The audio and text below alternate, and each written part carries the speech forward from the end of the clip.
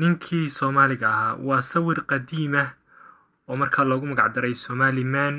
waxa weeye sawiradii hore ee gacanta lagu sawiri jiray ee ka samaysnaa oil painting oo markaa uu sawiray farshaxan yaqaan amba farshaxamiiste la dhaho Antonio Siano Schindler oo markaa sawiray sawirkan ninka Soomaaliga 1893 asalkiisu wuxuu ahaa Bulgarian marka dambe Mareykanka ayuu tagay oo markaa Bulgarian American weeyaan.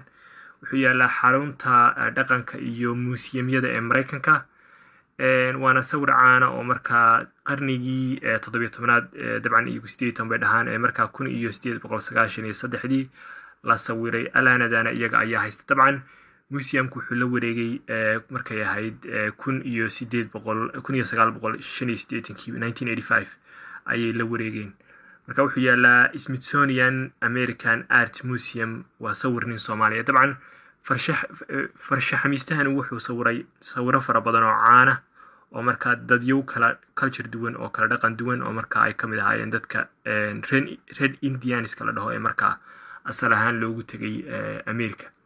marka waxa weeye sawir dabcan filayo inuu qaali yahay oo markaa qarniyeen ka badan jiray oo markaa loogu magac daray ninkii Soomaaliga ahaa. goobta ninka Soomaaliga sawirka lagaga qaaday maysan sheegin amba farshaxamiistuhu ku sawiray taariikhda bay sheegeen Somali Man. dabcan timo waaweyn buu leeyahay. wuxuu haystaa gaashaanka dagaalka, baalacad, tusbax, go dhexda ugu xidhan, bilaawe iyo bahalka yaro markaa qofku geedka hoostiisa uu seexdo la barkado. magaciisa baa iga maqan laakiinse waa bahalka la barkado weeyaan. dabcan wax kabaa ma xidhna. museumkuna waa kan ku yaala cariga Mareykanka Washington DC. waxaa la dhahaa Smithsonian American Art Museum.